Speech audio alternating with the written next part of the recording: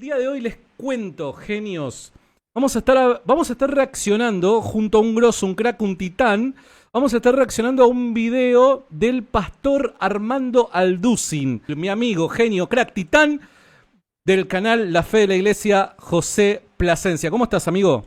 Estoy contento de estar contigo, Santiago, sobre todo para poder, pues, analizar a este señor, ¿no? Yo a ese video le pondría más bien las 40 herejías de Alducin, ¿no? Más bien. Vamos a estar reaccionando. A ver, te veo con una chomba y una casaca, haciendo ahí una promo del canal de La Fe de la Iglesia. Contame que se pueden adquirir esas chombas. Fíjate que un tiempo las vendí, pero no, ya no. Son de uso exclusivo solamente. No, tenés que cumplir ciertos criterios y requisitos para poder cumplir con el estándar. ¿Cómo estás, José? Gracias, siempre es un placer, un privilegio poder tenerte acá. A mí me gusta compartir tiempo con amigos y vos sos un amigo, así que me gusta pasar tiempo aprendiendo de vos y juntos poder hacer esto. Y el día de hoy dijimos, vamos a reaccionar de vuelta. ¿Por qué? Porque me encontré navegando en redes sociales. Yo ando navegando, ¿no?, en las redes y me encuentro con un video en YouTube que se titula de la siguiente manera, así, de una nada más, te dicen 32 herejías de la Iglesia Católica Romana. Y yo dije, pará, ¿cómo 32 herejías? Me acabo de hacer católico y me estoy enterando de esta cantidad de herejías que el catolicismo abraza. ¿Cómo puede ser? Rasgué mis vestiduras así y dije, esto no puede ser. Le mando un WhatsApp a José Plasencia y le digo, José, por favor, ¿qué está pasando acá? Decime que no me equivoqué. Y José dice, calma, que no panda el cúnico, como decía Chespirito, ¿no? Dice, calma, que no panda el cúnico, vamos a hacer una videoreacción. Y yo dije, dale, vamos. No, la propuesta fue mía. José me dice, dale, vamos a hacerlo. Y aquí estamos. Así que bueno, espero que la pasemos bien. José, ¿vos estás preparado para esto? Pues yo creo que sí, ¿eh? Pero vamos a ver, quizás este doctor en Sagrada Escritura tal vez nos va a hacer que nos regresemos al protestantismo. Pará, yo dije, pará. Esto es una advertencia. Si vos que estás del otro lado sos católico y todavía tenés tus dudas y estás medio tambaleando así, estás un poco medio temeroso, yo te recomiendo, viste como en la televisión cuando dice esta película no es apta para menores de 18 años. Bueno, este video no es apto para aquel que esté tambaleando su fe. ¿Por qué? Porque probablemente el pastor Armando Alducin nos convenza de tal manera que yo golpeé nuevamente las puertas de la iglesia donde congregaba y diga, loco, denme una segunda oportunidad, me equivoqué. Nada, me doy cuenta por el pastor Armando que nada, me tomé una decisión apresurada. ¿Vos tenés dónde ir a golpear la puerta, José? Sí, de hecho estoy pensando ir a Wittenberg a golpear la puerta y pegar otra vez las 95 tesis. Sí, un copy-paste va. Bueno, me gusta el chop parangachito. Encima que el tipo se afeita, me clava un chop ahí de una. José está como loco, así que me encanta. Bueno, vamos a arrancar, ¿te parece, José? Me parece. Bien, para la gente que está del otro lado, le comento, van a escuchar solamente un audio, porque es un audio. Si te paso el video, es una imagen únicamente, o van pasando algunas que otras imágenes, tipo fotografía, tipo dibujos, pero nada más, ¿entiendes? Así que vamos a escuchar únicamente el audio, no me la complique el muchacho, yo soy un pobre pibe que mal sabe usar el Word para escribir y hacer un par de anotaciones y algunas veces de clavar una tilde, así que no me la hagan difícil. Vamos a arrancamos en 5, 4, 3, 2, 1. Si tu fe tambalea, por favor, salite del stream. ¡Va! En 2000 años, Roma introdujo al cristianismo, en su mayoría, lastimando profundamente la pureza de la palabra de Dios, han sido perpetuadas en un periodo de 1600 años. Las fechas que les voy a dar a continuación son las oficiales. Solamente en la Reforma Protestante del siglo XVI, todas estas herejías que voy a leer a continuación fueron repudiadas, porque ninguna de estas herejías se encuentra ni en las enseñanzas de la Biblia, ni en las doctrinas que Jesucristo enseñó en su ministerio terrenal, ni tampoco en las enseñanzas del judaísmo del Antiguo Testamento. Hay algo que me llama poderosamente la atención de lo que están diciendo, José, y no sé, te lo habrán planteado un montón de veces, vos lo habrás planteado un montón de veces. El tipo en este momento nos va a presentar un listado de 32 herejías que hasta el siglo XVI todos los cristianos parece que abrazaban, la Iglesia Católica promovía y todos es como que vivían abrazando herejías y nadie se percataba que estas herejías, ¿no? Estaban siendo creídas de forma incorrecta a la luz de las Escrituras. Hasta que, de la mejor manera, al estilo de Elías, en el Antiguo Testamento, viene Martín Lutero y dice, muchachos, nos pega un par de cachetazos, dice, despierten, ¿no se están dando cuenta de lo obvio? Yo me pregunto, ¿en qué momento, José, que la Iglesia Católica empieza a perderse y a navegar en la herejía? Porque todo el mundo a mí me dice, un montón de herejías creyó la Iglesia Católica, pero ¿en qué momento empieza a derrapar y en qué momento el Espíritu Santo deja de auxiliar a la Iglesia? ¿En qué momento Dios abandona a la Iglesia en el error? ¿En qué momento sucede, José? Pues esa es una buena pregunta. Otra forma de preguntarlo sería, ¿en qué momento la promesa de Jesucristo comenzó a fallar, ¿no? ¿En qué momento las palabras de Cristo comienzan a dejarse de cumplir? Porque Él dijo que establecería su iglesia y que ni las puertas del infierno habrían de prevalecer contra ella. Entonces, la pregunta que haces es genial y la respuesta va a depender, Santiago, de a quién le preguntes. Si le preguntas no sé, a un mormón, el mormón te va a hablar de lo que se conoce como la teoría de la gran apostasía. Te va a decir que después de la muerte de los apóstoles, la iglesia entró en una apostasía total y que no fue hasta la gran restauración de su líder, de José Smith. En el caso de ellos no es Lutero, pero es José Smith. Entonces, esos son los mormones. Otros te van a decir que fue en el siglo IV con Constantino, el emperador romano. Otros te van a decir que no, que fue hasta después de la muerte del Papa Gregorio. Te van a decir que en el siglo VI. Dependiendo a quién le preguntes, yo he escuchado diferentes respuestas de diferentes grupos. No se ponen de acuerdo, pero para mí lo más lamentable es que sin darse cuenta están contradiciendo la promesa de Cristo de estar con su iglesia todos los días hasta el fin del mundo. Pero pará, José, pará. Yo no me la quiero acá dar de el nuevo Martín Lutero ni nada por el estilo, pero permitime plantearte una objeción. O sea, en el Antiguo Testamento, José, hubo un tiempo en donde las escrituras se perdieron y la gente intentó así como un ciego, ¿no? En un cuarto oscuro, palpando, tratar de hacer la voluntad de Dios. Hasta que alguien en el tiempo de Ezequías nuevamente encuentra el libro de la ley y dice, muchachos, miren, este es el libro de la ley. Y lo leen y se dan cuenta que están haciendo un montón de cosas mal y es ahí donde tienen que reformar su sistema, no digo de creencias, pero sí la forma de practicar su fe. Entonces, si ya pasó en el Antiguo Testamento, José, ¿no pudo haber vuelto a pasar? Realmente no, porque el Antiguo Testamento es sombra, es la sombra, y el Nuevo Testamento es el cumplimiento, es la plenitud, es la realidad. San Pablo compara la revelación plena con el cuerpo y las promesas del Antiguo Testamento las compara con la sombra. Entonces, la revelación no va de más a menos, sino que va de menos a más, es progresiva. Los tipos del Antiguo Testamento apuntan hacia las realidades que tenemos en el Nuevo Testamento, los antitipos. Entonces, la revelación divina y el cumplimiento de los planes divinos van en aumento, no van en descenso. Entonces, no podemos nosotros pensar que hoy, en el tiempo en el que vivimos, en la plenitud de los tiempos, en el cumplimiento de todas las cosas, cuando Cristo ha establecido su reino y ha dado su palabra, pues ha dicho que ni las puertas del infierno habrían de prevalecer contra la iglesia.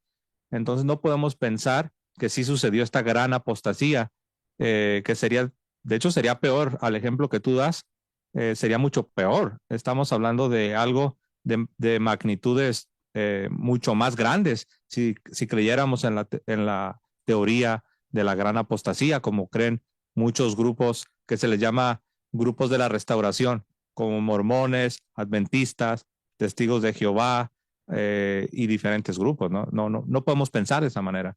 Entiendo, entiendo. Fantástico, perfecto. Me estoy dando cuenta que estoy relagueado. Sepan disculparme, no sé lo que le está pasando a la compu. Voy a tener que chequear ahí lo que está pasando. Tenemos casi 600 personas en línea.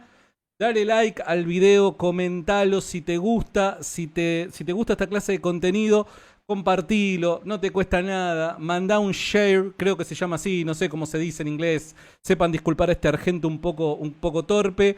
Mandalo a un grupo de WhatsApp, mandáselo a tu abuela que hace un montón que no le mandás un mensaje. Nona, mirá este vivo. Te va a gustar, José Plasencia la tiene re clara. Mandáselo y seguramente eso nos va a poder ayudar a llegar a más gente. Seguimos. Comenzamos con la primera, oraciones a los muertos e intercesión a favor de los muertos por medio de misas gregorianas para reducir sus años en el purgatorio. Esto se inició en el año 365 después de Jesucristo. La Biblia enseña totalmente lo contrario en Hebreos 9:27. Está establecido a los hombres que mueran una sola vez y después el juicio. Número 2. Para. Ahí medio como que la chanfleó, ¿no? Porque dijo oraciones a los muertos, pero termina siendo un tema de oraciones por los muertos, ¿no?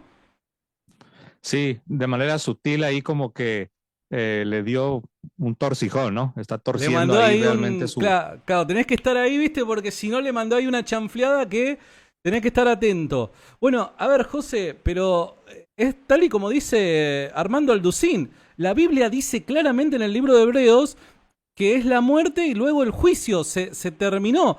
¿Cómo puede ser esto de segundas oportunidades para la gente del purgatorio? ¿Por qué tenemos que orar por los muertos? ¿Qué acaso una persona condenada puede salvarse? Dios puede decir, che, mirá, lo condenamos, pero la gente está orando un montón por esa persona.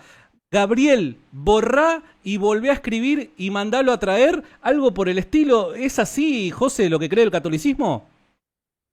Bueno, primero, una observación a su argumento, ¿no? Como tú dijiste, comienza diciendo oraciones a los muertos. Ahí de manera sutil, él está dando a entender que los católicos creemos o practicamos lo que se conoce como la necromancia, es decir, entrar en contacto con los muertos, con los espíritus del más allá, para obtener información que no la tenemos disponible. Entonces, eso es una práctica que está condenada claramente en el Antiguo Testamento y por extensión en toda la revelación divina.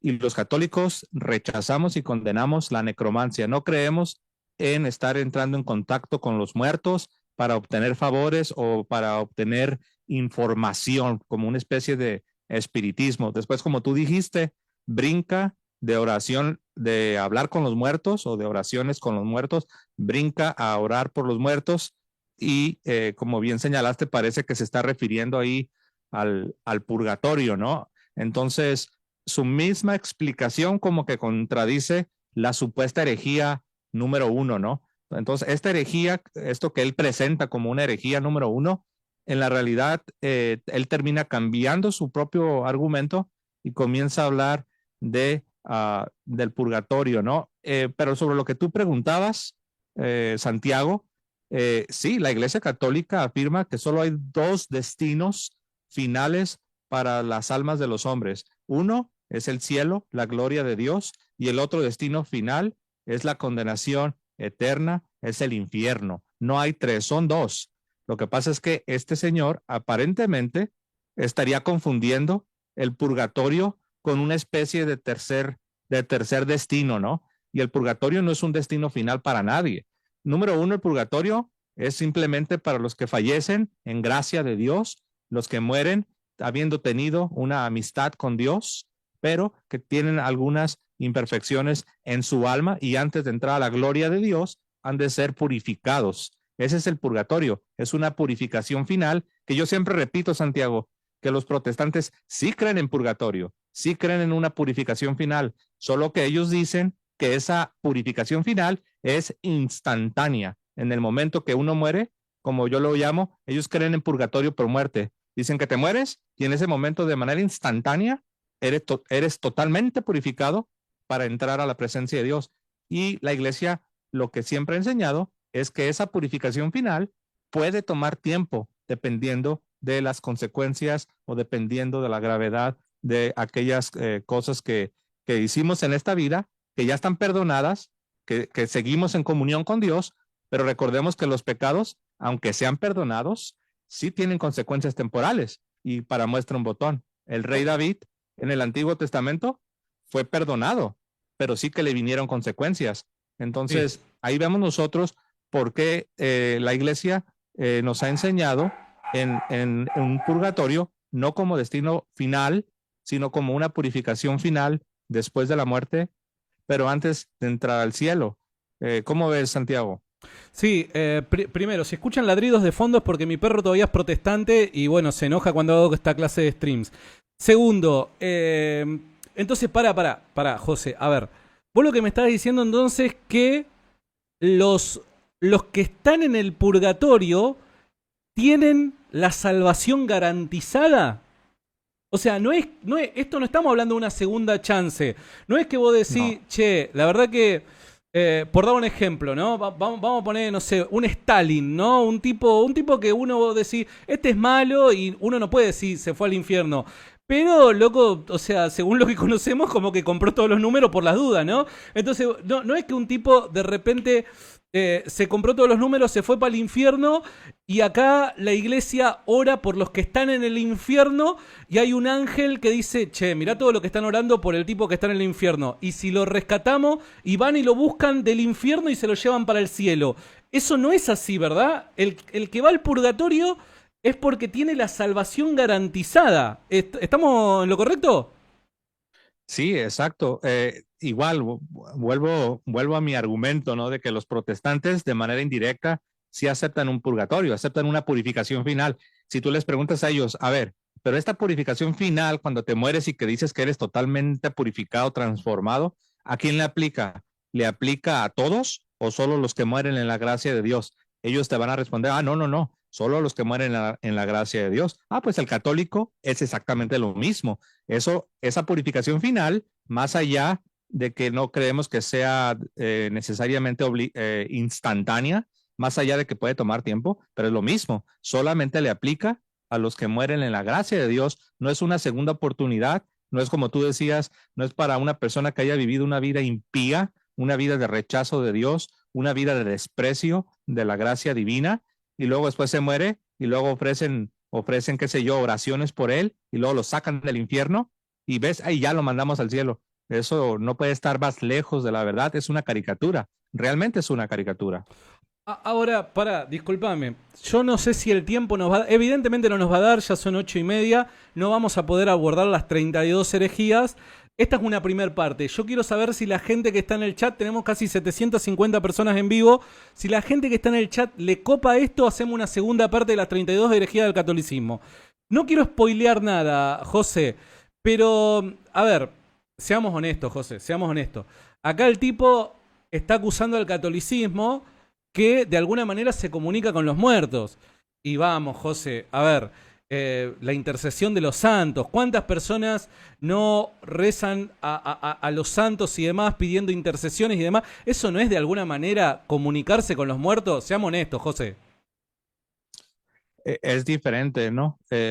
Como mencionaba yo, la necromancia es contactar a los muertos, típicamente por la mediación de una persona que es el que se le conoce como el medium, una persona que es como un mediador.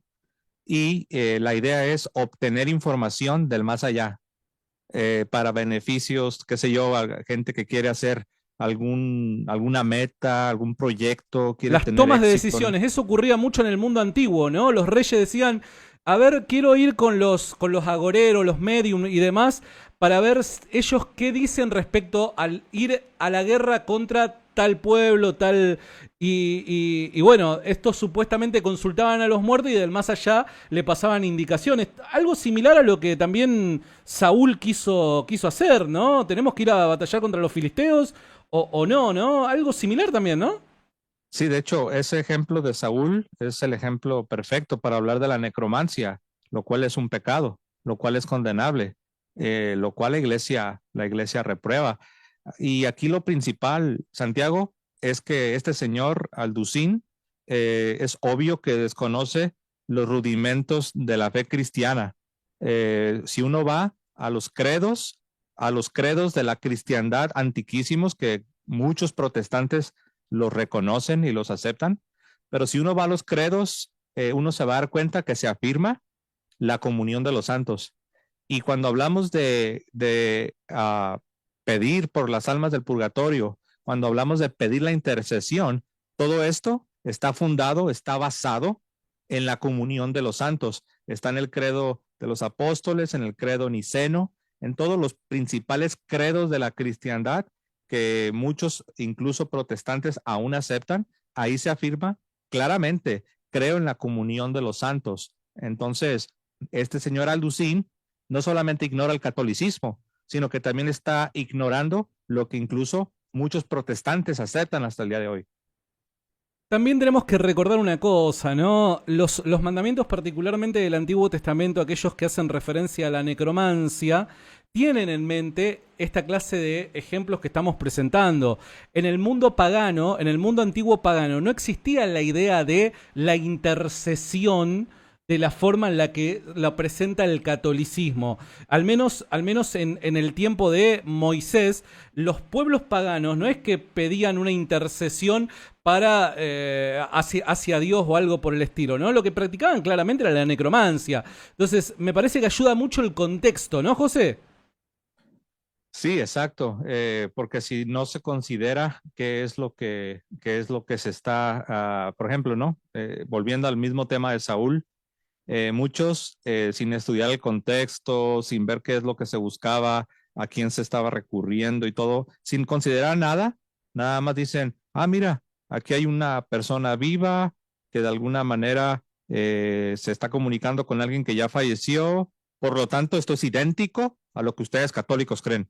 Claro. Y como tú dices, se ignora completamente el contexto y eso es, pues, es muy peligroso, ¿no? Muchachos, tenemos casi 800 personas en vivo. Explíquenme cómo es que no llegamos a los 500 likes. Dale un like así de grande, no te cobramos nada. YouTube no está cobrando los likes. Mandale pulgar arriba para que podamos llegar a más gente. Compartilo a esto que me parece que a mucha gente le puede ayudar. Vamos a herejía número 2. Al ritmo que vamos... Vamos a tener que hacer la tercera. Esto va a estar más largo que todo el universo cinematográfico de Marvel, ¿se entiende? O sea, va a ser toda una conexión enorme. Seguimos. Las velas o los cirios de cera para alumbrar a los santos y a las imágenes se introdujo en el año 370 después de Cristo. Número 3. Pará. Eso a mí me hace ruido, José. Las velas, ¿qué pasa con las velas? Yo me voy muchas veces. A ver, yo he visitado lugares, el Gauchito Gil, por así decirlo, que es un culto pagano aquí en Argentina, ¿no? Y está lleno de velas encendidas, velas rojas encendidas. Seamos honestos, José. O sea, eso es paganismo puro. Eso de encender velas, paganismo puro, ¿o no? Si se ofrece a ídolos, sí, en ese contexto tendríamos que clasificar eso como parte orgánica de las culturas paganas, ¿no? Pero si se utiliza una vela o un candelabro en el contexto del culto a Dios, al Dios verdadero, para nada que es paganismo, sino que es parte orgánica del culto verdadero. Es parte de lo que el pueblo de Dios ofrece al Dios verdadero. Entonces, la vela en sí misma o la utilización de velas en sí mismas no te hace ni pagano ni santo, sino el contexto. ¿A quién estás adorando? Ahora, hablando en serio, ¿cuál es el significado? O sea, ¿qué intención hay a la hora de encender una vela, ¿no? Por parte del católico? ¿Qué se busca? Sí, bueno, en el sentido cristiano, las velas, la luz que produce la vela, porque es el propósito de la vela, la luz que produce la vela apunta hacia Cristo. Es un simbolismo de la persona de Jesucristo. Pues ha sido él el que se ha descrito de la siguiente manera: yo soy la luz del mundo. El que me sigue no camina en tinieblas, sino que tendrá la luz de la vida. Entonces, en el contexto cristiano, la luz de las velas siempre se ha relacionado con la misma presencia de Cristo, con Cristo. Ahora, este señor afirmó que fue en el siglo IV, cuando la iglesia malvada, la malvada iglesia católica, introdujo las velas. Para mí, te soy honesto, el primero que prendió una vela fue Constantino. Te la firmo acá. Fue Constantino, siempre es Constantino. Sí, ¿verdad? Él es el número uno para todo, él es el gran inventor. Era tan inteligente que inventó una religión que ya tiene siglos y siglos y siglos y nadie la puede destronar, ¿no? Pero, ¿sabes? Esto de las velas no viene del siglo IV, esto viene del Antiguo Testamento. Cuando uno va al libro del Éxodo, uno ve claramente que Dios mismo ordena que y te lo puedo leer, está en Éxodo 27:20, dice, manda a los hijos de Israel que traigan aceite de olivas molidas para alimentar continuamente el candelabro. En el templo, donde estaba la presencia de Dios, había un candelabro que Dios está instituyendo. Había luz, había unas velas, por así decirlo. Entonces, yo no sé por qué este señor Alducín dice que las velas fueron introducidas en el culto en el siglo IV, cuando viene desde el Antiguo Testamento. Claro, claro. O sea, sería básicamente acusar al Antiguo Testamento de paganismo, ¿no? No sé, Sí. no sé quién se anima a esa, ¿no? Bueno, a ver, seguimos. Herejía número 3. A ver, guarda. Yo ya te dije. Después no me vengan a acusar a mí de que los estoy extraviando de la fe y cosas por el estilo. Ya me han acusado bastante de eso. Yo les advertí, ustedes mismos háganse cargo de escuchar todas estas cosas. La institución de la misa como un sacrificio por los vivos y por los muertos, 394 después de Cristo. Número 4. Pará. Ahí vamos a darle un punto al Lucín, José. Seamos honestos. A ver, a mí la Biblia, a mí me dice que es un sacrificio uno y para siempre. ¿Cómo puede ser que en la misa se repitan ciertos sacrificios, se ofrezcan ciertos... A mí la Biblia me enseña que es un sacrificio y para siempre el de Cristo. Seamos honestos, démosle este punto al Lucín, me parece a mí. No sé qué opinas vos. No, estoy de acuerdo contigo. A mí también la Biblia me enseña que es un solo sacrificio de una vez y para siempre, un solo sacrificio perfecto. Pero lo que enseña Alducín no es lo que enseña la Biblia. Alducín enseña su interpretación de lo que él entiende de la Santa Misa. La Santa Misa es el sacrificio de Cristo, el único y solo suficiente, perfecto sacrificio que Cristo ha llevado en la cruz del Calvario. Y eso no fue instituido en el siglo IV, como dice Alducín. Eso fue instituido en la última cena, la noche anterior a la pasión del Señor Jesucristo. Y San Pablo lo enseña cuando dice en 1 Corintios 11:23, porque yo he recibido una tradición que procede del Señor y que a mi vez os he transmitido, que el Señor Jesús, en la noche que iba a ser entregado, tomó pan y pronunciando la acción de gracias, es la bendición, lo partió y dijo, esto es mi cuerpo que se entrega por vosotros, haced esto en memoria mía. Lo mismo hizo con el cáliz, con la copa, después de cenar, diciendo, este es el cáliz de la nueva alianza en mi sangre, haced esto cada vez que lo bebáis en memoria mía. Por eso cada vez que comáis de este pan y bebáis del cáliz, proclamáis la muerte del Señor hasta que vuelva. De modo que quien coma del pan y beba del cáliz del Señor indignamente es culpable del cuerpo y de la sangre del Señor. Así pues, que cada cual se examine y entonces, solo entonces, y eso de examinarse de acuerdo a la tradición cristiana, tiene que ver con confesión de pecados. Que cada cual se examine y entonces coma así del pan y beba del cáliz, porque quien come y bebe sin discernir el cuerpo, come y bebe su propia condenación.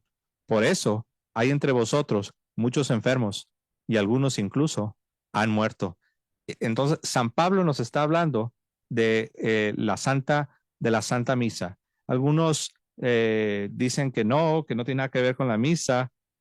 Aquí claramente San Pablo está hablando del cuerpo, de la sangre del Señor, es de lo que se participa. De hecho, en el capítulo 10 de la misma carta a los Corintios, San Pablo dijo, el cáliz de la bendición que bendecimos no es comunión de la sangre de Cristo. Y el pan que partimos no es comunión del cuerpo de Cristo, porque el pan es uno, nosotros siendo muchos formamos un solo cuerpo, pues todos comemos del mismo pan. Y luego continúa aquí dando unos ejemplos, pero el punto es que claramente dice que es el cuerpo y es la sangre, y Pero, es lo que nosotros creemos en la Santa Misa. No son muchos sacrificios, no son miles de sacrificios, es un solo sacrificio. pero para, José, para. Yo entiendo toda esta retórica que estás utilizando, fantástico. José, te pido por favor que seas responsable con lo que me vas a decir ahora, porque casi 900 personas nos están viendo y no sé por qué tenemos casi 600 likes. Loco, no sean ratones, pongan pulgar para arriba, regálennos unos likes. José, te pido por favor ser responsable. Tenemos casi 900 personas que nos están viendo. Y acá Armando Alducín está diciendo algo que es cierto. Sacrificio. ¿Cómo la misa va a ser un sacrificio? ¿Desde cuándo los cristianos le llaman a la misa sacrificio? ¿Cuándo es que empezaron a utilizar la palabra sacrificio? A ver, ¿tenés algún dato histórico cercano al tiempo apostólico que me mencione que los cristianos creían que la Eucaristía, la misa, era un sacrificio? A mí convenceme con datos, José. Ujú. Sí, de hecho, pues tenemos a un discípulo del apóstol Juan, ¿no? El famoso San Ignacio de Antioquía, quien fue pastor de aquella ciudad donde se les llamó por primera vez cristianos a los discípulos. San Ignacio de Antioquía, de manera indirecta, porque él no estaba hablando de nuestras doctrinas, sino que él menciona a los herejes, menciona a los herejes que se apartaron de los cristianos, se apartaron de la iglesia precisamente porque no creían que la Eucaristía era un sacrificio, no creían que era el cuerpo y era la sangre. Y San Ignacio dice, se apartan los herejes de nosotros porque no creen que la Eucaristía es la carne del Señor Jesucristo, la misma carne que sufrió por nosotros en la cruz. Entonces, no podemos, por un lado, decir que sí es el cuerpo y que sí es la sangre del Señor Jesucristo, y al mismo tiempo no podemos pretender que nada tiene que ver con su sacrificio, porque el Señor Jesucristo dijo que el pan que nos daría a comer es el sacrificio que Él haría para la salvación del mundo. Eso lo dijo en San Juan, capítulo 6. Entonces, en la Sagrada Escritura y en la enseñanza de los discípulos de los apóstoles, tenemos todo esto como parte de lo mismo. Tenemos el pan y el vino de la consagración que se consagra, y se nos enseña que eso es el cuerpo y la sangre, y se nos dice que eso es un sacrificio, es el sacrificio de Cristo, que es para nuestra salvación. Entonces, si fuera falsa la interpretación católica, como algunos dicen, solo eso es tu interpretación, pero si fuera así y es falso lo que enseña la Iglesia Católica, entonces, ¿cómo es posible que tengamos a un discípulo del apóstol Juan enseñando lo mismo que enseña la Iglesia Católica? Uno esperaría no encontrar nada católico en los escritos de los discípulos, pero sí lo encontramos. Y obviamente la conclusión lógica es porque la Iglesia Católica no nos está engañando. La Iglesia Católica no nos está mintiendo. No es coincidencia. Hay una armonía, y eso para mí es poderoso. Además, tenemos el caso de los padres de la Iglesia que en sus comentarios al Nuevo Testamento, por lo general, al hablar de la Eucaristía, vincularon la Eucaristía, la misa, con aquello que dice el profeta Malaquías, si yo no me equivoco, cuando habla de forma explícita de un sacrificio, ¿no? Que todos los días me ofrecen sacrificio, ¿no? De forma casi unánime, y digo casi unánime porque, te soy honesto, yo no leí a todos los padres de la Iglesia, pero sí recuerdo muchas citas de muchos autores donde al hacer comentarios bíblicos utilizan la palabra sacrificio y la vinculan con el pasaje de Malaquías. De la misma manera, si yo no me equivoco, y corregime, porque puede ser que me equivoque, José, la misma Didache también utiliza la palabra sacrificio, si yo no me equivoco. ¿Esto es correcto? Utiliza la palabra Eucaristía. De hecho, aquí la tengo. Déjate leer una porción. No sé si es esta, pero aquí dice: el alimento y la bebida sobre los cuales se pronuncian las plegarias de bendición son alimento y bebida espirituales, de los cuales solo los bautizados pueden participar. En esta no se menciona particularmente, al menos en esta cita, la palabra sacrificio, pero se refiere a la Eucaristía y nos dice que es alimento y bebida espiritual.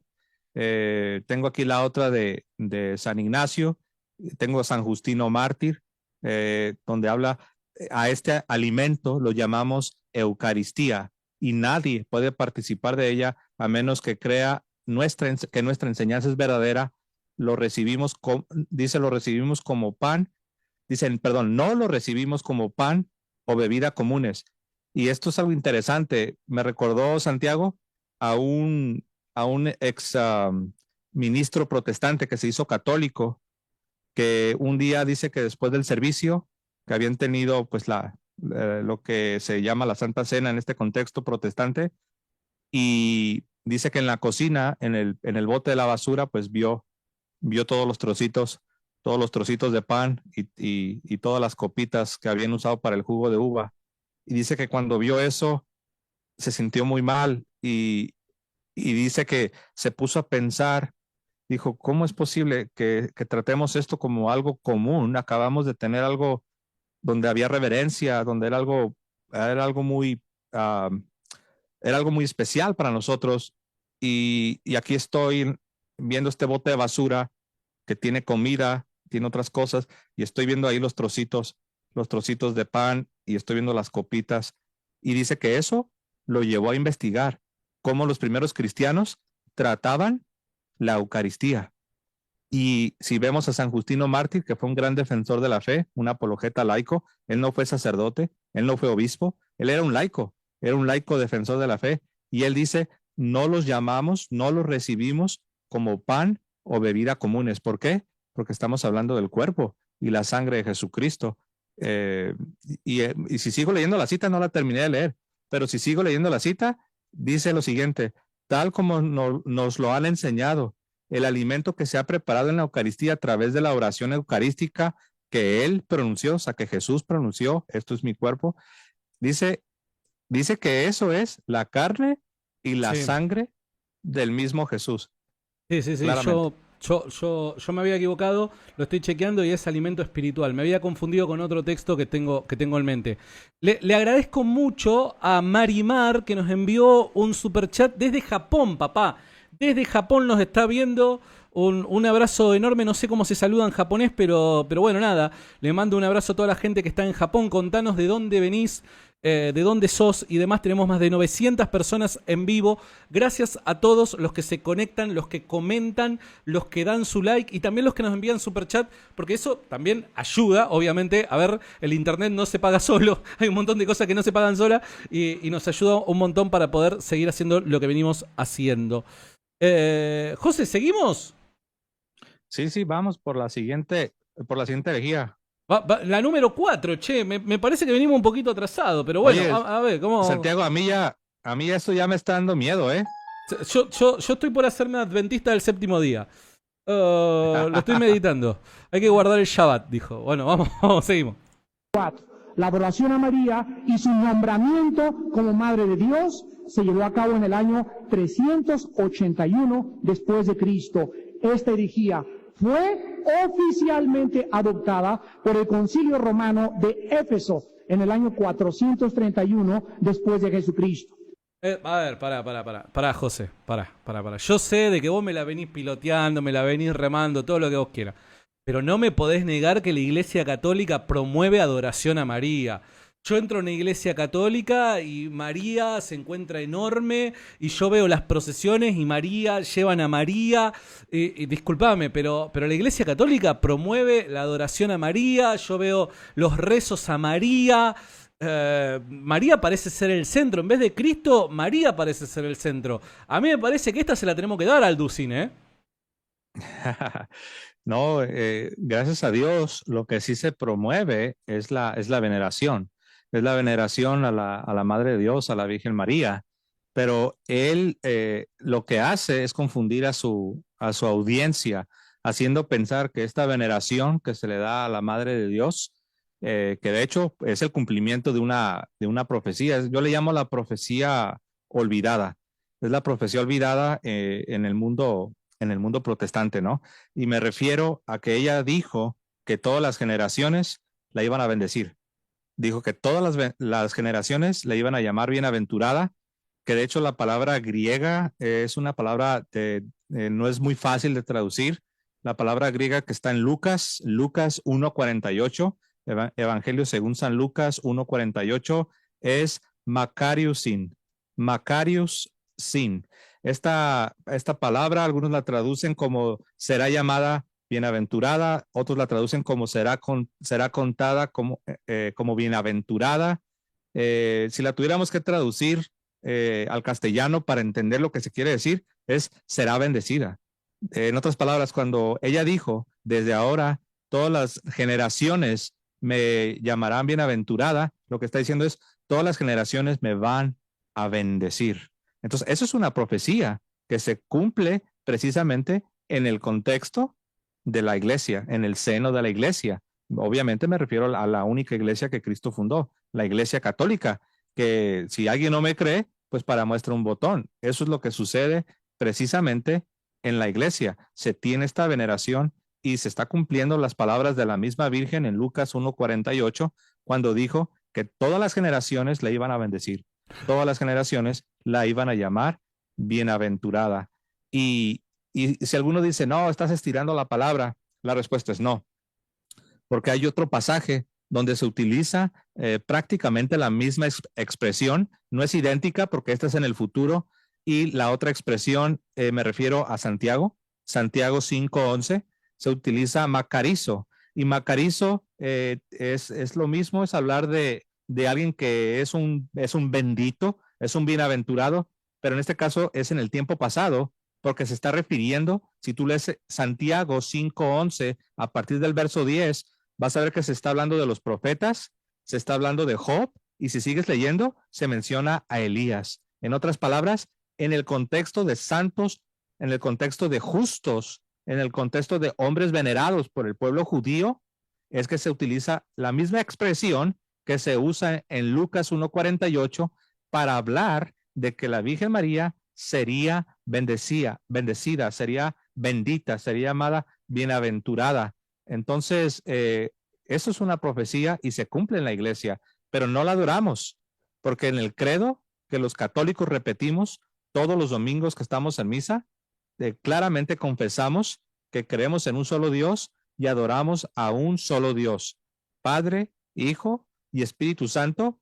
Por eso, el sacrificio de la Santa Misa no es a la Virgen, no es a San Pablo, no es a San Pedro. El sacrificio de la Santa Misa es a nuestro Dios y no a la Virgen, porque ella, aunque es una criatura exaltada y agraciada por Dios, ella no es una diosa, ella no es nuestro Dios. Nuestro Dios es la Santísima Trinidad, Padre, Hijo y Espíritu Santo. José, a ver, primero, estoy teniendo un problema acá con mis perros que andan de acá para allá, están tratando de sabotear el stream, me parece. Tenemos casi 950 personas, José, en vivo. Y yo no te puedo dejar pasar esto, José. Te soy honesto, no te lo puedo dejar pasar. José, para mí, a ver, para mí ustedes han desarrollado una buena retórica. Me están dando vuelta con la diferencia entre adoración, veneración. A ver, la veneración es adoración, José, confesalo. Estamos acá entre amigos, somos familia, está todo bien. La veneración es adoración. ¿O acaso hay alguna diferencia que me puedas marcar, tajante, contundente, entre lo que es veneración y adoración? Sí, por ejemplo, San Pablo, en su carta a los Hebreos, el capítulo 12, claramente habla de que nosotros los creyentes debemos venerar a nuestros padres terrenales. Y si uno ve el contexto, también se está hablando por extensión de la veneración a los santos padres, hablando de los patriarcas, hablando de los profetas, hablando de los justos, hablando de los bienaventurados. Entonces, si veneración es idolatría, si veneración es idéntico a la adoración que solo se le da a la Santísima Trinidad, entonces pues la misma Biblia estaría animándonos, o la misma Biblia estaría apoyando una práctica idolátrica, porque dice claramente San Pablo en su carta a los Hebreos, dice, hablando de nuestros padres terrenales, y acababa de hablar de todos los patriarcas, acababa de hablar de todos los padres de la fe, y dice que debemos venerarlos.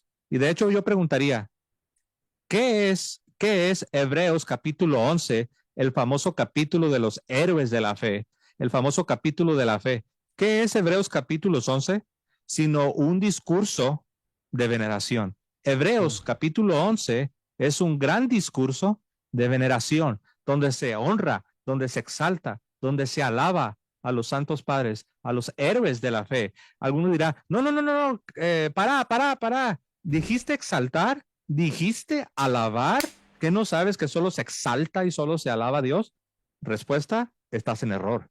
Porque si tú lees la escritura, por ejemplo, en Proverbios capítulo 31, se nos enseña, hablando de la mujer que atiende a su esposo, hablando de la mujer que atiende a su familia, dice, la mujer que teme al Señor, la mujer que teme al Señor será alabada. Y dice que sus hijos se levantan y la exaltan, la alaban, por cuanto es una mujer que teme a Dios. Si esto se dice de la buena esposa, de la buena mamá, ¿qué no se podrá decir de la Madre de Dios que con la gracia divina pudo hacer aquello que nuestra primera madre, Eva, no pudo? La primera Eva falló, pero la segunda Eva, que Eva significa madre de los vivientes, ¿qué no se podrá decir de ella? Entonces, hermanos, vemos que este señor no solo está ignorando el texto sagrado, está ignorando las diferencias teológicas entre adorar a la Santísima Trinidad y venerar a los santos. Una vez alguien me preguntó, Santiago, y aquí te doy el paso, alguien me preguntó, ¿cuál es la diferencia que existe entre venerar a los santos o venerar a los padres y adorar a Dios? Y la respuesta es bien sencilla. ¿Quieres saber cuál es la diferencia? La diferencia que existe entre la adoración que se le da solo a Dios y la veneración de los santos es la misma diferencia que existe entre el creador y la criatura. Así de grande es la diferencia. La verdad es un insulto, ni siquiera estar haciendo una comparación, no tiene nada que ver. Pero bueno, este señor Alducín, pues ahí dice que es doctor. No estoy seguro de que realmente sea un doctor en Sagrada Escritura. Ok, buenísimo. A ver, rapidito tengo que agradecer algunos superchats y te tiro así como ping-pong de pregunta y respuesta, una para que nos puedas ayudar. Dice David González, que le agradezco ahí por el superchat, dice, ¿puedo ser salvo si confieso que Cristo es el Señor y fue levantado de los muertos, pero no creo en la Iglesia Católica? ¿Qué le responderías, José? Yo le respondería a esta persona que esta persona sin darse cuenta, sí está creyendo en el testimonio de la Iglesia Católica, porque precisamente es por el testimonio de la Iglesia Católica que tenemos este mensaje de este Jesús de Nazaret que murió en la cruz y que resucitó al tercer día en cumplimiento a las escrituras del Antiguo Testamento. Pero quien ha proclamado, quien ha transmitido de manera oral de una generación a otra generación, de un pueblo a otro pueblo, de una nación a otra nación, quien ha transmitido ese mensaje a costo de sangre, a costo del martirio, ha sido la Iglesia Católica. Entonces decir, yo creo en la resurrección de Jesús, pero no creo en la Iglesia Católica, sin darse cuenta, esta persona se está contradiciendo. Es lo que algunos llaman un oxímoron. Es una, con todo respeto lo digo, es una tontera. Y yo tengo que decir que por muchos años, Santiago, yo llegué a caer en ese error de querer aceptar ciertas verdades que la iglesia transmitió y al mismo tiempo rechazar a esta iglesia. Sin darme cuenta estaba... Es un sinsentido, exacto. Esa es la mejor traducción. Es un sinsentido, o sea, no tiene cordura, no tiene sentido hablar de esa manera. Tenemos más de 950 personas en línea y yo me pregunto si pasaremos las 1000. Les mando un saludo grande a todos los que están conectados. Gracias por hacernos el aguante. Si te está gustando esta transmisión, deja tu like, comentá y compartíselo a tu tía Pocha.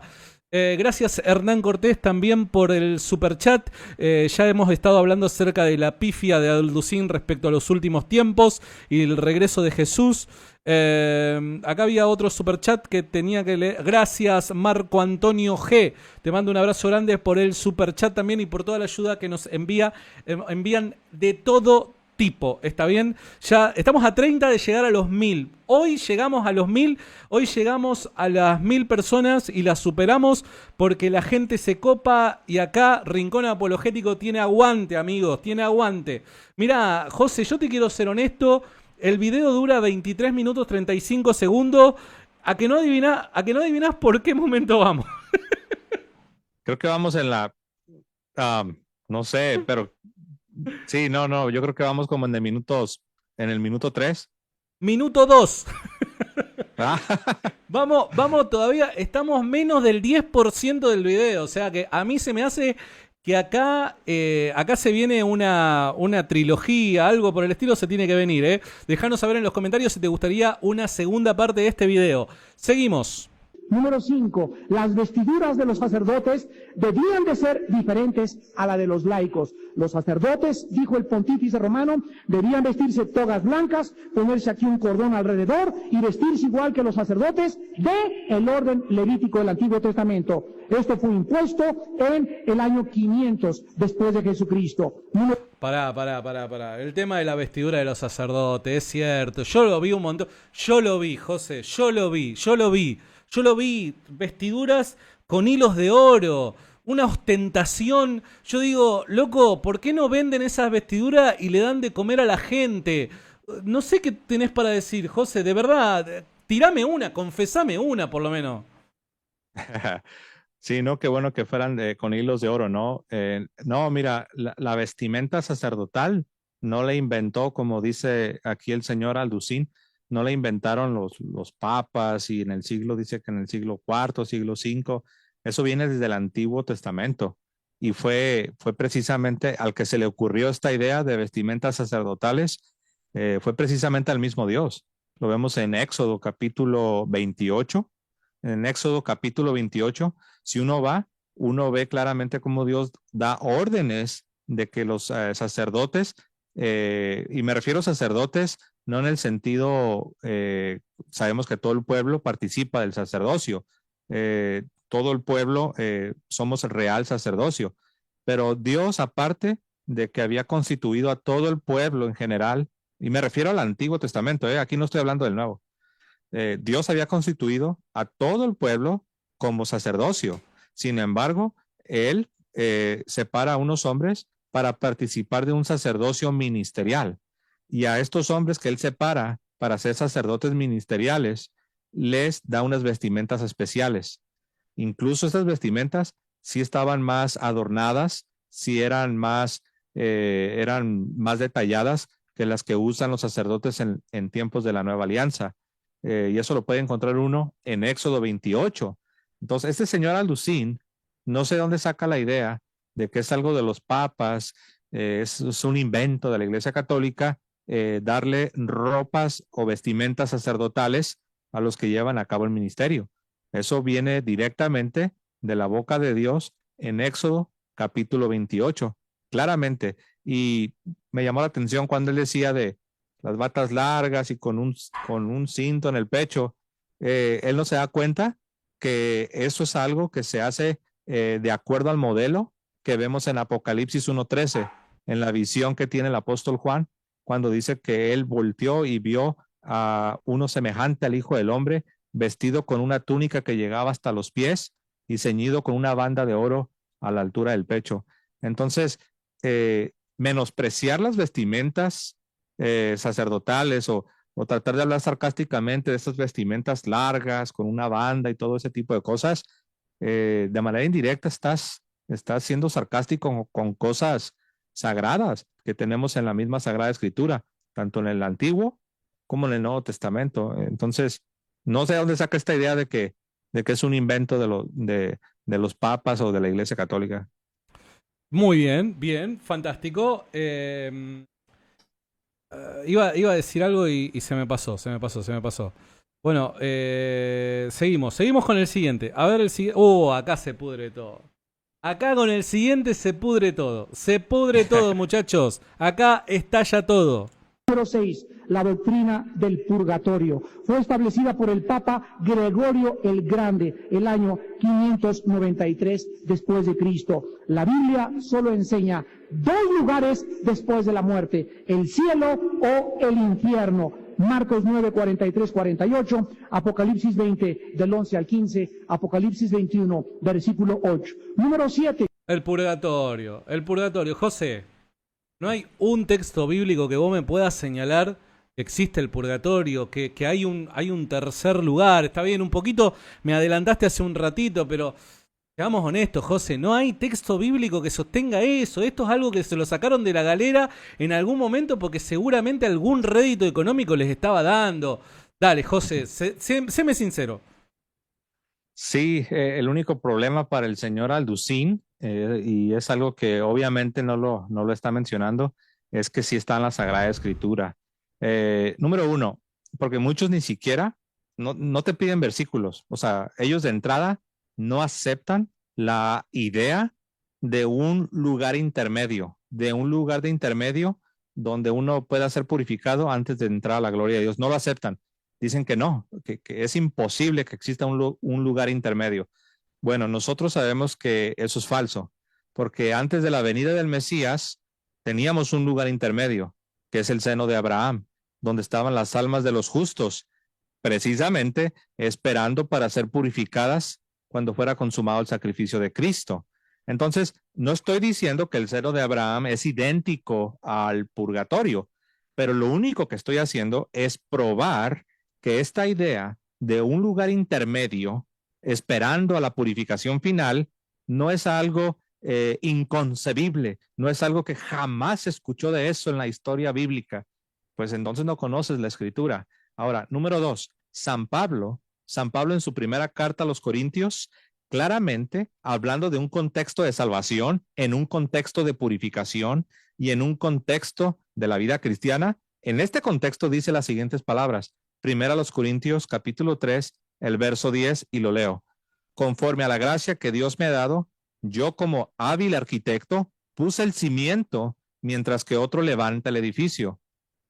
Mire cada cual cómo construye, pues nadie puede poner otro cimiento fuera del que ya está puesto, que es Jesucristo.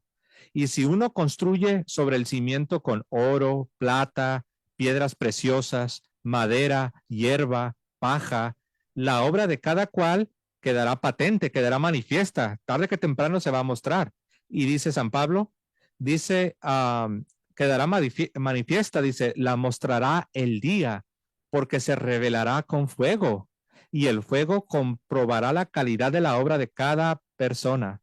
Si la obra que uno ha construido resiste después de que es probada por fuego, recibirá la recompensa. Pero si la obra de uno se quema, sufrirá castigo. Mas esta persona que sufrirá castigo, dice, mas él se salvará, aunque se salvará como quien escapa del fuego. Primera a los Corintios, capítulo 3, verso 10 al 15. Claramente, San Pablo habla de una purificación, habla de que se puede sufrir castigo y habla de que estas personas se salvan, pero se salvan como quien escapa del fuego. Como se dice en algunos países cuando aprueban un examen que apenas lo alcanzan a aprobar el examen, que dicen, lo aprobaste de panzazo, apenas alcanzaste a pasar. Algo semejante, es una analogía, pero San Pablo dice, esta persona se salvará, aunque se salvará como quien escapa del fuego. Quiero decir 2 cosas. La primera, disculpe, católico, soy en defensa de la fe, que sin querer se han borrado algunos mensajes. Decía, el purgatorio es un estado del alma. Entonces, nada, disculpe ahí que se borraron unos mensajes sin querer. Después Axel Camey nos manda un superchat. Gracias por el superchat. Dice: bienvenido a casa, Santi. Un abrazo para José y su familia. Alducin dijo una profecía falsa. ¿Eso en lo convierte? ¿En qué lo convierte? Capaz que quiso poner. Para que se enteren sus seguidores. Totalmente. Y eso ya, de eso también hemos hablado en este espacio. Les quiero contar que estuvimos a punto de tocar las 1000 personas en vivo. Un abrazo grande a todos. Yo me pregunto quién falta poner el pulgar arriba, muchachos. Pongan el pulgar arriba. No sé si lo mencionaste, pero acá también la gente hace mención al Evangelio de Mateo, capítulo 5, versos 25 y 26, ¿no? Perdón porque hubo un momento donde puse atención en otra cosa y te perdí el hilo. Sí. ¿Lo mencionaste a eso? No, de hecho es el que sigue, lo tengo aquí delante de mí, dice así. Perdóname. Hablando Jesús, el verbo de Dios, quien es la verdad, dijo esto: reconcíliate pronto con tu adversario mientras vas con él por el camino, mientras estás en esta vida. No sea que tu adversario, o sea, aquel al que ofendiste, no sea que tu adversario te entregue al juez y el juez al alguacil y seas echado en la cárcel. En verdad te digo que no saldrás de allí hasta que hayas pagado el último centavo. Entonces Jesús aquí está hablando de un lugar al que uno puede ir para pagar por la consecuencia de algo que uno hizo, y dice que de este lugar se puede salir. Algunos han dicho, no, ahí habla de la condenación, está hablando del infierno. Pues ese es un error, porque del infierno nadie puede salir. Ahora, nótese que aquí Jesús no está hablando de que si eres creyente o no eres creyente. Jesús no está hablando si recibes a Jesús o no recibes a Jesús. Jesús está hablando de pecados, o como le llamamos los pecadillos, de cosas que haces en tu vida. Dice, ponte de acuerdo, haz las paces, reconcíliate, pide perdón. Es lo que predicaba Juan el Bautista, ¿no? Cuando decía, hagan obras dignas de arrepentimiento. Y dice, si no lo haces, de cierto te digo que serás entregado al juez y el juez te entregará al alguacil y el alguacil a la cárcel. Obviamente está utilizando la analogía del contexto judicial del juez que uno va y presenta su demanda ante el juez revisa el caso, si te encuentra culpable, no significa que te vas al infierno, significa que vas a pasar un tiempo encerrado, castigado. Y él utiliza esto, pero hablando de la vida cristiana y hablando de las cosas que tienen que ver con nuestra alma. Y dice, de cierto te digo que no saldrás de allí hasta que hayas pagado el último centavo. Entonces, ahí está. Muchas gracias, José. Varias cosas quiero decir. Ahí me están avisando. Chicos, los que repiten muchas veces el mismo mensaje, sí son borrados y pueden ser baneados por 5 minutos, ¿está bien? Así que ahí me están comentando de que hubo gente que estuvo reiterando el mismo mensaje y por eso es que, fue borrado el mensaje. Por otra vez estuvimos ahí a puntito nomás, estamos ahí a puntito de llegar a las 1000 personas. La gente que quiere la segunda parte y todas las novedades, estar atentos. Recuerden, el día 22 de noviembre, ahora faltan tan solo 5 días. El día 22 de noviembre, martes que viene, vamos a tener aquí en Rincón Apologético, en vivo, en directo, a todo color para toda Latinoamérica Unida, a nuestro buen amigo Agustín Laje. Y vamos a estar hablando de la importancia de la fe cristiana en la batalla cultural, muchachos. Así que no se lo pueden perder por nada del mundo. Agustín Laje, el martes que viene, en vivo y en directo, acá en Rincón Apologético. Seguime en Instagram, porque tengo Instagram y no lo tengo para subir fotos haciéndome el divino, sino para anunciar todas las cosas que venimos haciendo, hacemos publicidad y demás de todos los streams y cosas por el estilo. Así que, para no estar perdido respecto a lo que venimos haciendo, seguime en Instagram. Vas a encontrar mi Instagram en el comentario fijado. Y hace un ratito pasamos los 1000, así que un abrazo enorme a las 1000 personas, más de 1000 personas que están conectadas en este stream. Les mandamos un saludo enorme. Tenés que seguir a José en su canal La Fe de la Iglesia. En el título de esta transmisión te vas a encontrar con el enlace que te redirecciona al canal de José, porque si no seguís a José, no sé, vas a eso mismo, ahí está el logo de José. Tenés que seguirlo porque hay un ángel que está tomando nota, y todo aquel que no siga a José también les contado por pecado. No, mentira, no es así, pero bueno, nada, es simplemente para atemorizarlos un poco. Bueno, por último, acá hay un mensaje, perdón, me olvidé, le pido disculpas. Acá mandaron un superchat. ¿Dónde estaba? Lo perdí. Acá está. No, lo perdí de vuelta. Para. Quiero leer este y ya vamos aterrizando porque ya estamos cumpliendo el horario. ¿Para dónde está? Bueno, David González había mandado un mensaje en el superchat haciendo referencia a que él sintió como que no se le había respondido la pregunta. Y repreguntó. No sé si vos querés añadir algo más, José, respecto a la pregunta de este muchacho. Dice, si yo creo en Cristo, pero no creo en la Iglesia Católica, ¿puedo ser salvo o no? Para mí es un sinsentido. Es como aquel que dice, yo creo en Cristo, pero no me quiero bautizar. Y es como que vos decís, bueno, está bien, pero ¿qué querés decir con creer en Cristo? Porque la fe está íntimamente vinculada a un proceder, a un actuar. Aquel que dice tener fe pero no tiene obras es como no tiene fe, ¿se entiende? Entonces, a mí me parece que hay cosas que están íntimamente vinculadas, relacionadas, y que decir que creo en uno sin creer en el otro es como que no tiene mucho sentido. No sé si vos querés añadir algo más a lo que venías diciendo, José, o pasamos a lo siguiente.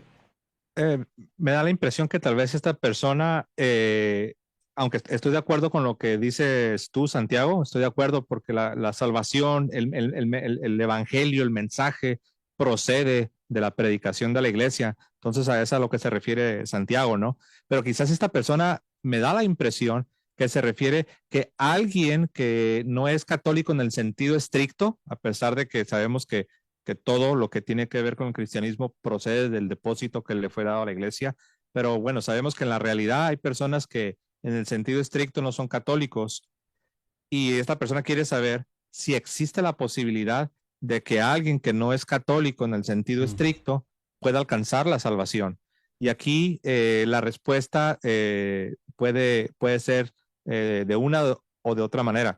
Si alguien conoce que la iglesia católica, lo que la iglesia católica enseña, y la persona con conocimiento de causa en todos sus sentidos rechaza de manera rotunda lo que la iglesia enseña y la persona está consciente, ahí está poniendo en peligro su alma.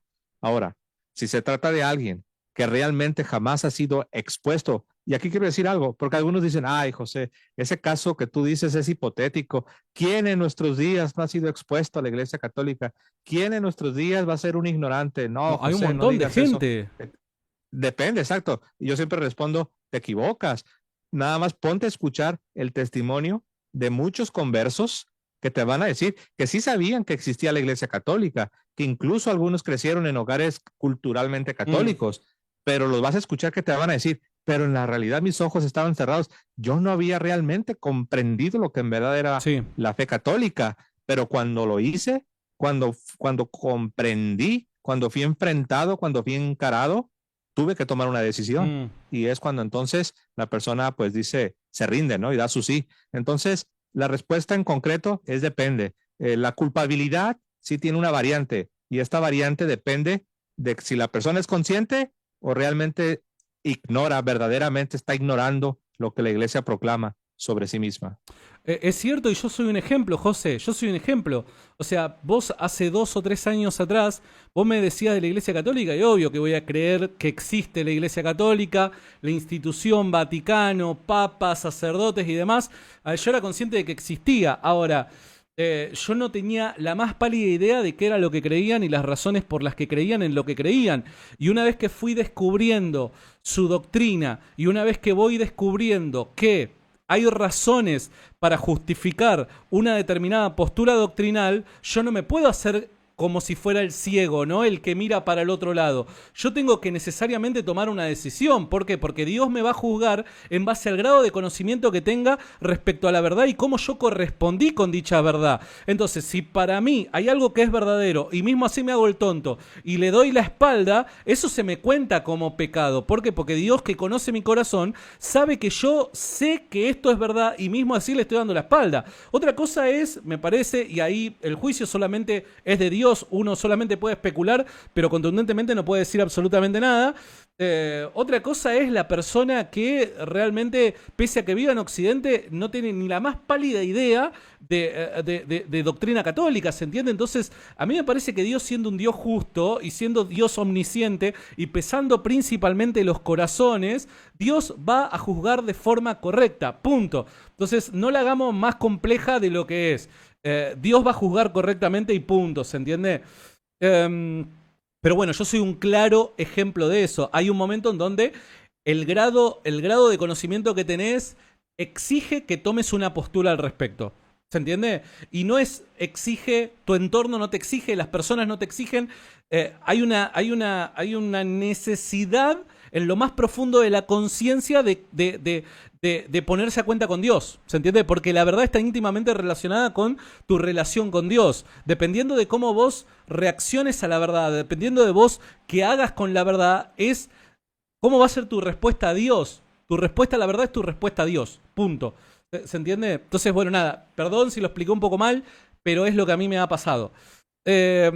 Chekua Dumont dice: esto da para 10 programas más, cerrado. Gracias por el superchat. Gracias a toda la gente que se está prendiendo. Quiero saber si quieren una segunda parte. Dice Lupi María Rosas: bendiciones hermanos José y Santiago.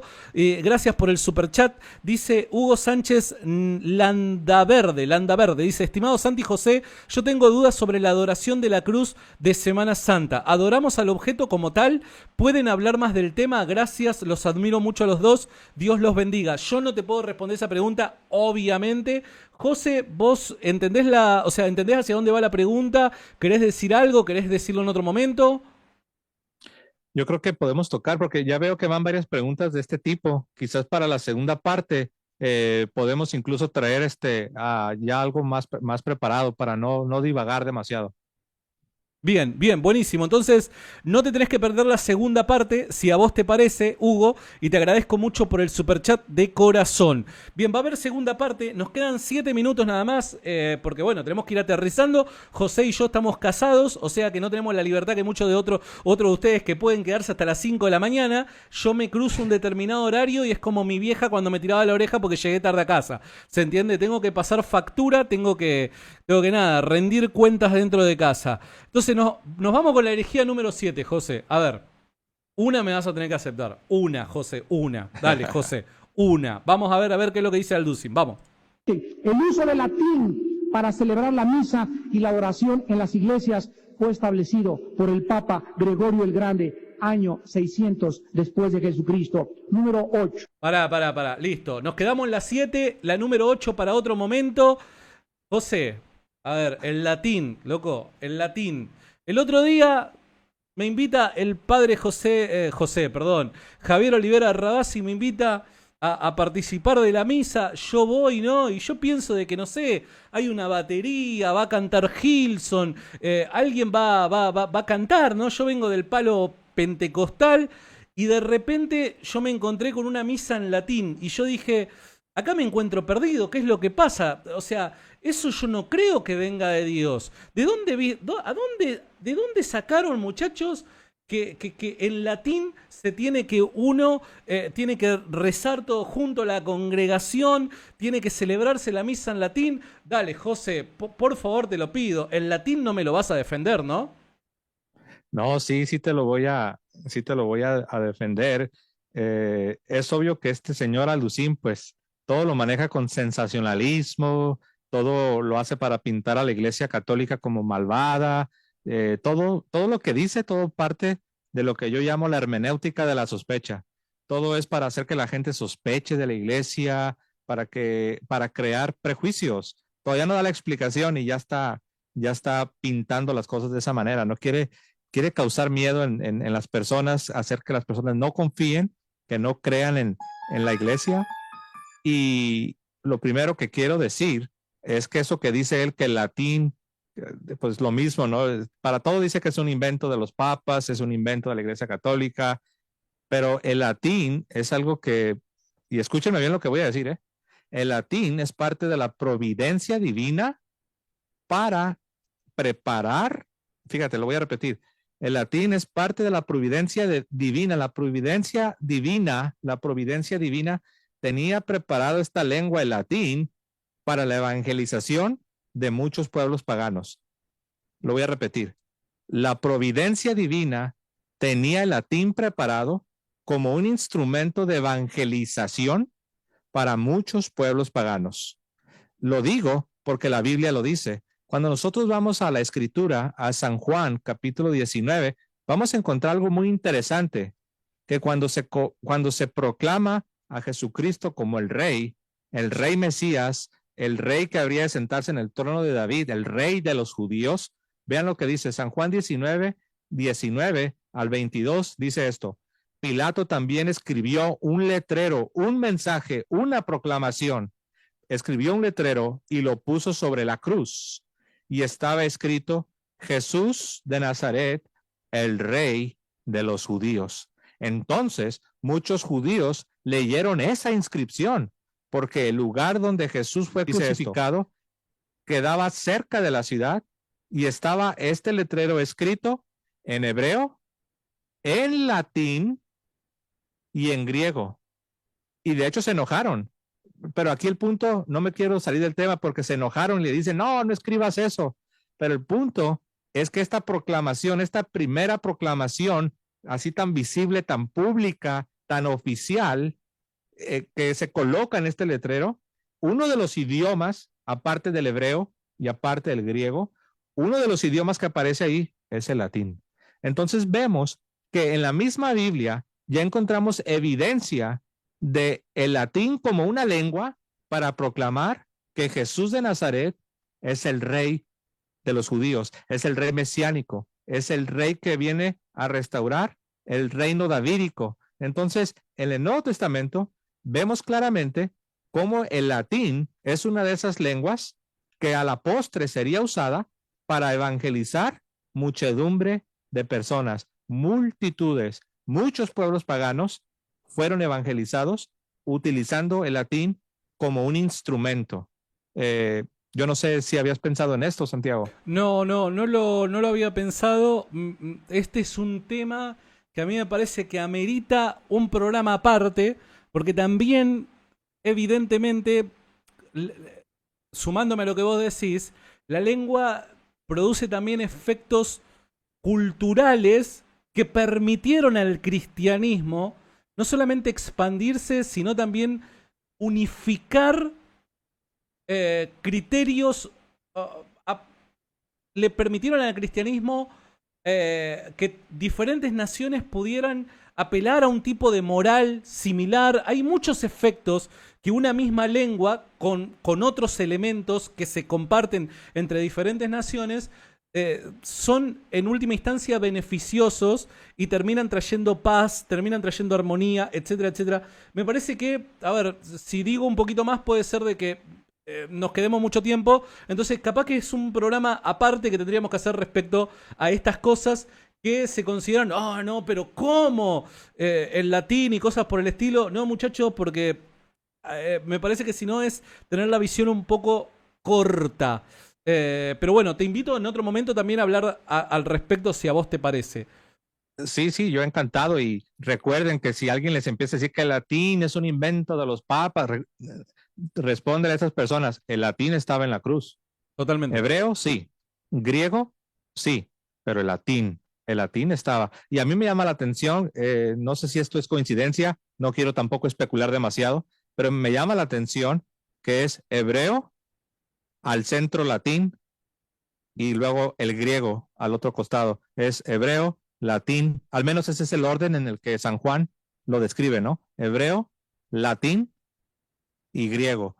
Bien. Y como nota final, muchos padres de la iglesia, aunque tenían sus propias lenguas vernáculas, el sirio, diferentes lenguas, diferentes padres de la iglesia, aunque tenían sus propias lenguas vernáculas, sus propios idiomas, sin embargo, sus escritos precisamente circulaban en latín, porque eran para el servicio de la evangelización y la expansión del evangelio a todas las naciones. Entonces, no se debe pensar que el latín es algo malo o que es una imposición de los papas.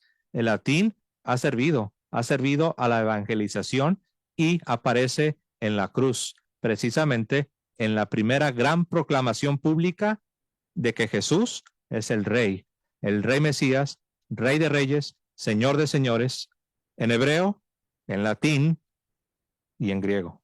Y también, muchachos, no se coman el verso de que la gente cuando iba no entendía absolutamente nada porque estaba en latín. Es como pensar de que Jesús no entendía absolutamente nada cuando los comerciantes hablaban en griego, ¿se entiende? Vos no necesitabas ir no sé, a Open English para poder identificar ciertas palabras y ciertas cosas en un mundo tan globalizado. En aquel entonces pasaba algo similar respecto a el uso de ciertas lenguas, ¿no? Y el latín, muchachos, a ver, tiempo de, por dar un ejemplo, el Imperio Romano y luego todo lo que vino después, el latín fue lengua oficial. Entonces vos no necesitabas ir a un tipo Open English, Open Latin para poder asistir a misa y así poder entender lo que se decía en la misa. No todo el mundo sabía, muchachos, aun cuando eran personas que no sabían probablemente leer y escribir, todo el mundo por oída, por contacto, por relaciones y demás, sabían lo que se decía en la misa cuando se hablaba en latín, ¿se entiende? Claro. ¿Y sabes, Santiago? Sí. Muchas veces se piensa que porque la liturgia era en latín, se piensa que la homilía, que el sermón, se imaginan que también era en latín. Y eso no es cierto. La liturgia era en latín, pero el sermón, la enseñanza, la homilía, era en la lengua de los pueblos. Y para muestra un botón. Yo tengo fotografías de 2 sermones en lengua de los aztecas del siglo XVII, de los 1600. Tengo fotografías de 2 sermones en lengua de los aztecas, la lengua náhuatl. Yo sé que suena un poco difícil de pronunciar. La lengua náhuatl, la lengua de los aztecas, 2 sermones del siglo XVII en la lengua de los aztecas. Las homilías, los sermones eran en la lengua de los pueblos. Entonces, no se dejen engañar. La liturgia era en latín, pero la predicación, el sermón y la evangelización en las calles era en la lengua de los pueblos. Por eso los misioneros se desvivían y vivían sus vidas para aprender las lenguas, para poder evangelizar a la gente. Totalmente. De hecho, el otro día, no voy a dar nombres, ¿no? Pero el otro día veía un famoso youtuber de acá de Buenos Aires que subía algunos estados al Instagram y decía, haciendo referencia a una iglesia metodista, la primera iglesia protestante acá de Buenos Aires, decía, esta es la iglesia que por primera vez predicó el evangelio en español en Buenos Aires. Y vos decís, ¿what? O sea, ¿qué le pasó a este muchacho? ¿Por qué se comió el verso? No te comas el verso, dijo la propaganda de Mostaza. Muchachos, no se coman el verso. Eso de que se predicaba en latín y todo el mundo se quedaba diciendo de qué habrá tratado la predicación, eso es puro chamullo, muchachos. No existe ese escenario. Eso es puro cuento de redes sociales, eso es información sacada de un meme, no existe tal cosa, ¿se entiende? No es que la gente asistía a la misa y no sabía absolutamente nada de lo que se dijo y el sacerdote exhortaba en latín y la gente decía, ¿qué es lo que habrá dicho? No tiene ningún tipo de sentido, muchachos, es sentido común únicamente, pero bueno, nada, eso también estaría bueno tratarlo en otro programa. Wilmer Bonilla nos envía un superchat. Gracias, Wilmer. Te mando un abrazo enorme. Genio, crack, titán. Gracias por ayudarnos económicamente a también poder seguir con esta tarea. Bueno, a ver, ya hemos pasado 1 hora y media. Lo voy a dejar a José porque si no, no quiero traer problemas dentro de su casa. Lo he retenido demasiado tiempo. Tenemos más de 1000 personas. Quiero decirte lo siguiente. Fíjate en el título, el título dice lo siguiente: 30 herejías católicas, respuesta al pastor Armando Lucín con @la fe de la iglesia. Andá, si no lo conoces a José, primero te estoy diciendo, vivís abajo de un zapato si no lo conoces a José. Pero puede ser que no lo conozcas a José, pegate una escapada ahí al título, linkeá @la fe de la iglesia y pegale una suscribida al canal de José, la fe de la iglesia, para poder seguir informado con todo el material que él sube casi a diario, te diría, porque todo el tiempo estoy viendo, o a diario, que está tirando video, está tirando contenido y nos sirve un montón a aquellos que estamos aprendiendo sobre la fe católica. Así que andá a pegarle una suscribida, no hagas que te lo repita, porque hay un ángel que está anotando todo, yo te lo advierto. José, gracias, amigo mío, por haber participado de este stream. No, gracias a ti. Siempre es una bendición. A mí me encanta estar acá contigo y gracias a ti, gracias a toda la gente, gracias a todos los que nos estuvieron acompañando. gracias por sus comentarios, gracias por apoyar este canal de Santiago. Y pues simplemente en una palabra, gracias. Gracias para todos ellos. Hashtag, vamos a despedir a José de la siguiente manera, muchachos. Hashtag José te queremos. Hashtag José te queremos. Por Igualmente. último, José, te quiero mucho. Saludos a tu esposa, saludos a toda tu familia. Y tenemos que hacer una segunda parte. Te comprometo en vivo a una segunda parte, José. Solo 3 minutos hemos visto de este video. Claro que sí. Cuenta conmigo. Tú pones la fecha y lo hacemos. Gracias, José.